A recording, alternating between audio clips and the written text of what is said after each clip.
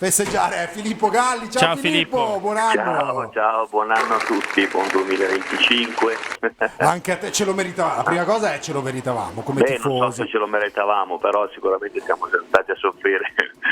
Come tifosi, per quello che abbiamo sofferto ce lo meritavamo. Come tifosi sì, insomma, anche se come tifosi ogni tanto anche noi sbandiamo in termini generali. È vero, anche questo, però oggi parliamo solo di cose belle. Vabbè, sì, dai, parliamo di cose belle oggi. Dai, la prima cosa che voglio capire con te, Filippo, è molti oggi osservatori dicono si vede la mano di Conceição.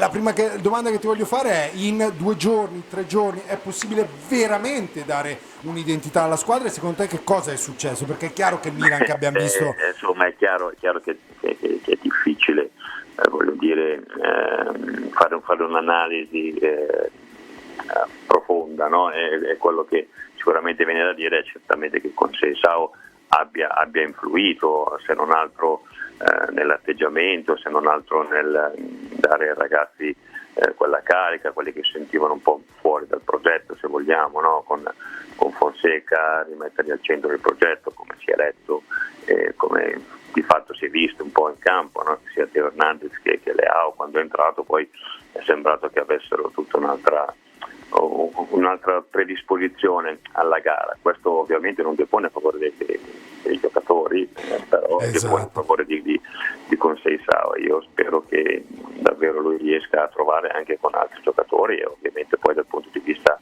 della strategia di gioco, della proposta di gioco, qualcosa che ci possa dare continuità ai risultati. Io credo che adesso dobbiamo gioire giustamente, perché abbiamo visto una Supercoppa italiana battendo Juventus e Inter, che non è poco, anzi direi che in questo momento è molto, e da lì ripartire, ricostruire, però con grande attenzione, consapevoli che c'è molto da lavorare, perché anche ieri si sono presi dei gol, almeno il secondo me davvero a difesa schierata, non si è letta una palla lunga di 40 metri, c'è qualcosa anche dal punto di vista realizzativo, anche se è vero che ieri abbiamo fatto 3 gol un attimino da aggiustare. Sarebbe bello, l'ho scritto anche nel blog, che la società potesse magari andare sul mercato e assicurarsi un centravanti da doppia cifra. È vero, no?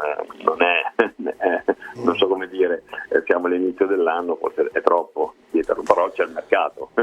Giustamente, adesso inizia il mercato. Intanto filippogalli.com, ragazzi, se non l'avete mai visto andate a leggere, perché è sempre aggiornato con analisi super interessanti. Filippo, quindi tu dici la priorità se avessi una freccia da scagliare, attacco, centrocampo. Se avessi dei milioni da investire, ecco, diciamo così. Lì sentiamoci nel caso, sì.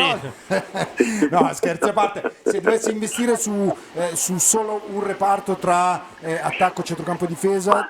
Ma io credo che insomma negli altri reparti in difesa ci siano gli elementi per far bene. Ieri è rimasto fuori Gabbia, lo stesso Calabria potrebbe ritornare insomma in auge con Seisao, a centrocampo Musa, Reinders, Fofana, non dimentichiamo Terracciano, che quando era, è vero, con la gestione precedente, però potrebbe dare il suo contributo anche lì. E io credo che questa squadra, per la capacità di proporre, abbia bisogno di un finalizzatore, perché la difficoltà sarà giocare contro le squadre che si chiudono, no? Perché sappiamo benissimo, come è vero che con Seisao dici un calcio più verticale, però tu puoi verticalizzare quanto vuoi, ma se la difesa schierata e non ci sono gli spazi, diventa difficile trovare questa verticalità. Quindi insomma speriamo. È un desiderio, via.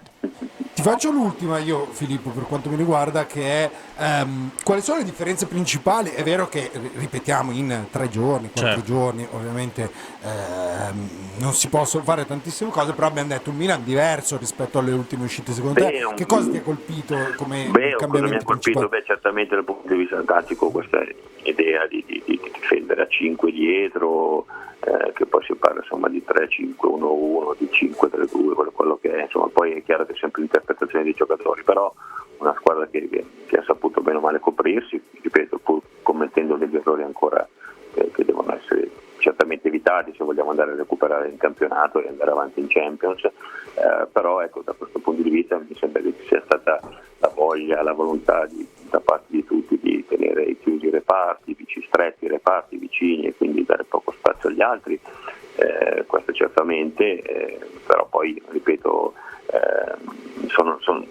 arriveranno prove più complicate, più complesse, no? Se vogliamo, perché ripeto, l'Inter, pur sapendo la qualità di questa squadra, la forza di questa squadra, è una squadra che tutto sommato anche sul 2-0 ha provato a giocare, sarà difficile scardinare le squadre che verranno a San Siro, e non solo quando giocheranno fuori casa ma anche quando noi andremo a giocare sul loro campo, dove dovremo fare la partita e quindi dovremo trovare gli spazi e la qualità tecnica, la pulizia tecnica per andare a fare gol. Questo è sicuramente un qualcosa su cui Conceição dovrà lavorare. Filippo, da ex campione, insomma da uomo anche di spogliatoio come sei tu, che corde secondo te ha toccato Conceição nei giocatori? Cioè, in così pochi giorni, come è riuscito, che corde ha toccato, che discorsi ha fatto secondo te per svoltare la testa di giocatori come Teo, Leao, Tomori anche? So, che, è chiaro che, ripeto, probabilmente gli ha parlato personalmente, avrà detto che avrebbe contato su di loro, che voleva da loro anche una reazione, e certamente poi, ripeto, i giocatori evidentemente che in qualche modo, a torto o a ragione, si sono visti un po' messi da parte o comunque non valorizzati a dovere nella precedente gestione, hanno in qualche modo risposto presente, hanno dovuto anche rispondere presente, no? Perché poi gli alibi non c'era più, cambiato l'allenatore, sì. non era più la responsabilità dell'allenatore, e questo, ripeto, ci deve far pensare fino in fondo, però questo adesso prendiamo la positività del momento e speriamo che questo momento positivo siano solo dei prodromi per un continuo sviluppo di una squadra che certamente, ripeto, ha delle grandi potenzialità, manca qualcosina forse per essere al pari di quelle che stanno lottando là davanti per il campionato, però dobbiamo essere fiduciosi proprio perché il mister ha dimostrato di saper toccare le corde giuste, pigiare sui tasti giusti, via. Avevo promesso che era l'ultima, però l'ultimissimissima, perché di fatto Conceição e Fonseca sono due allenatori portoghesi che appartengono a due scuole di pensiero anche differenti. No? Infatti le chiamano la Nouvelle Vague portoghese, invece Conceição è espressione più dell'ala tradizionalista, quindi di fatto comunque una scelta che in qualche modo smentisce la scelta precedente. Filippo, in base a quelle che sono le caratteristiche della squadra, ma io alla fine non so se davvero ci sia tutta questa rottura tra un pensiero di un allenatore di Fonseca rispetto a quelli di Conceição. Io credo che Conceição forse l'abbia messa un po' sul semplicistico, cosa che a me non piace molto, non è piaciuto molto nella conferenza stampa, forse perché anche per così scaricare i giocatori di responsabilità, ambiente di responsabilità, e credo che sia partito innanzitutto da lì, però mi sembra di capire, per quello che ho visto in queste due partite, che comunque la squadra provi a giocare, forse cerchi maggior verticalità rispetto a quella di Fonseca, ma quello che mi è piaciuto di più è anche, come dicevo prima, questa disponibilità alla fase difensiva da parte di tutti, anche a giocare da squadra, come posso dire,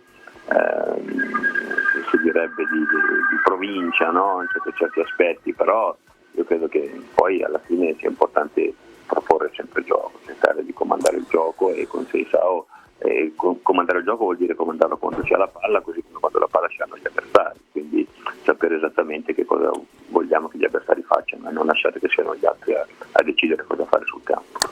Perfetto, Filippo, è sempre un piacere parlare con te, oggi di più, ti abbracciamo e ti facciamo ancora gli auguri di buon anno. Altrettanto a tutti voi, Forza Milan, e a tutti i tifosi. Grazie, ciao Filippo. Ciao ragazzi, ciao.